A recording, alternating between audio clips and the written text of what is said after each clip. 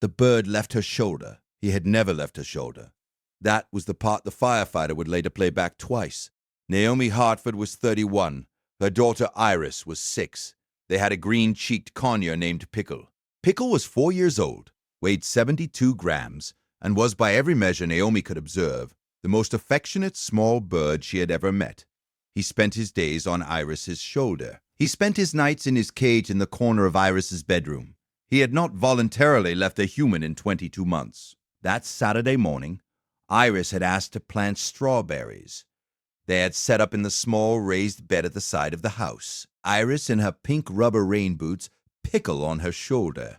Naomi had been filming because Iris had insisted on filming. Iris was at the age where she narrated her own life as if she were a YouTube child influencer, which she was not. It was 9:14 on a Saturday morning in late April. The video timestamp would later become important. Pickle was on Iris's shoulder, gripping the strap of her overalls.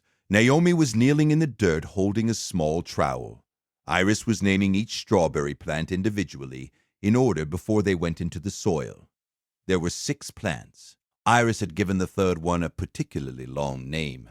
At 9:15:40, Pickle launched off Iris's shoulder. He did not fly far. He flew approximately 12 feet, landed on the wooden border of the raised bed, and walked across it in 3 short, deliberate hops to the corner of the bed nearest the house.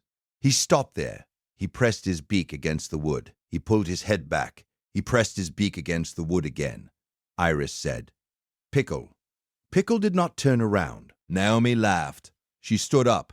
She walked over to retrieve the bird. She had her phone in her hand, still recording. Pickle moved away from her, sideways along the wood, to the corner of the bed pressed against the foundation of the house. He pressed his beak against the soil. Iris said, "Pickle, come." Pickle did not come. Pickle started screaming. It was a high, fast, ragged scream that Naomi had heard exactly once before, when Pickle had been in his travel cage during a thunderstorm. It was the sound a small bird makes when something is fundamentally wrong with the world. Naomi knelt next to the bird. She put her face close to the soil. She smelled nothing.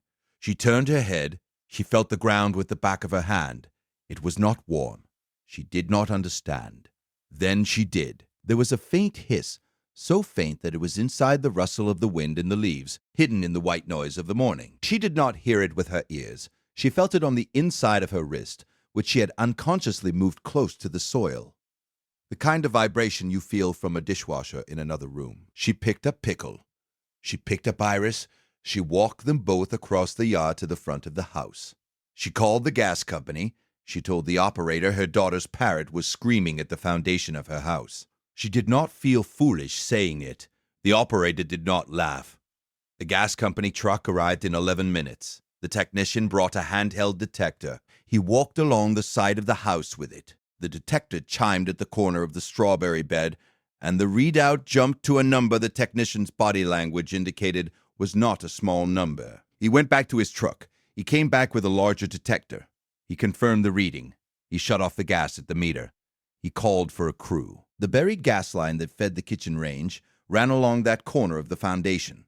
A tree root had been pressing against the joint in the line for an estimated 6 to 8 months. The joint had begun to weep, slowly, into the soil.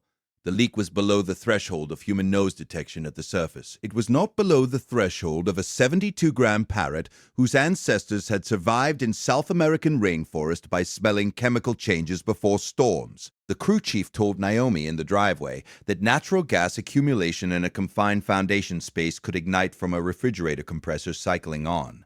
He said, "You turned on the oven this morning," Naomi said. "Yes," he said. "You got lucky." He did not finish. "If you stay for stories about what animals sense before we do, you're in the right place. Subscribe so you don't miss the next one." Pickle returned to Iris's shoulder 20 minutes later. He did not leave it again that day.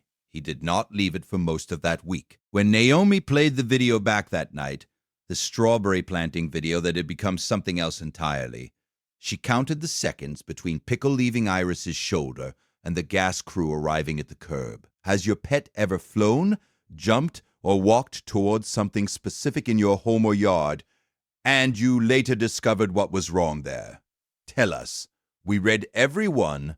It was 11 minutes and 46 seconds. If stories like this matter to you, subscribe so you never miss the next one. The strawberries were planted the following weekend in a new bed Naomi built on the opposite side of the house.